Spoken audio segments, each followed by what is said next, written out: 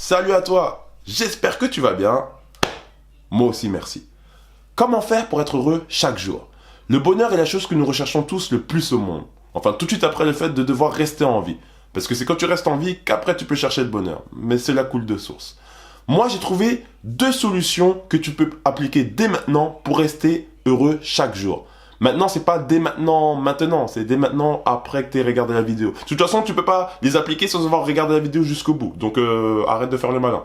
La première solution, elle te permettra même aussi d'avancer et d'évoluer dans ta propre vie. C'est simplement le fait d'avoir un objectif sur le long terme.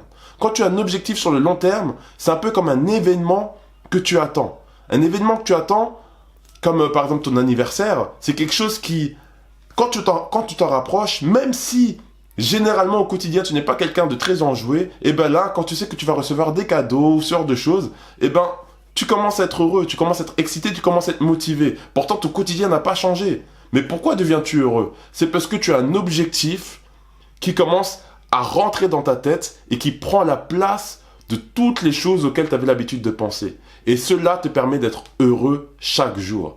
Un objectif sur le long terme, c'est pareil. Si tu te crées un rêve que tu as envie d'accomplir et que tu te places des objectifs à court terme qui te permettront d'accomplir ce rêve, tu vas commencer à être heureux, motivé et enjoué chaque jour. Parce que tu sais que tu t'approches de cet objectif.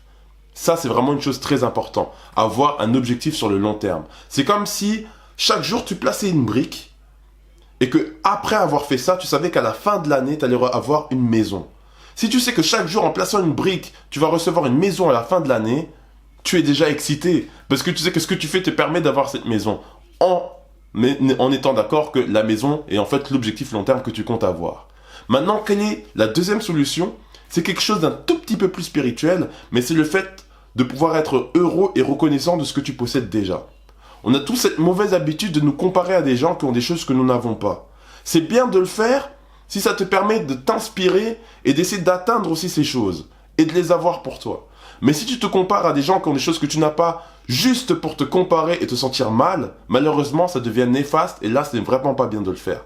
Ce que je te conseille de faire donc, c'est simplement d'être heureux de ce que tu possèdes déjà. Par exemple, là tu es en train de m'écouter, je pense avec ton téléphone portable ou alors ton PC, sois reconnaissant de l'avoir. Sois reconnaissant d'avoir un toit, un lit et des murs.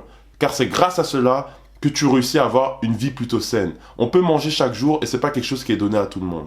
Si tu te rends compte sincèrement de ce genre de choses, tu réussiras à plus souvent apprécier la vie au quotidien.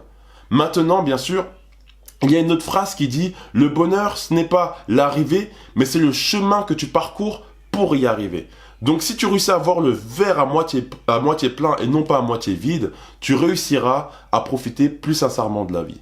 Donc ça, ce sont vraiment mes 2 conseils pour toi.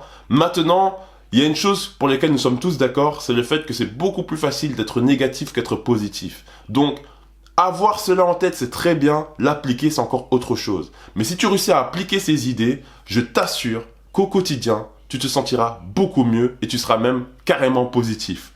Donc, j'espère que tu as apprécié cette vidéo. Je te souhaite une bonne journée ou une bonne soirée suivant l'heure à laquelle tu regardes cette vidéo. Et je te dis à la prochaine. Ciao, ciao. Oups.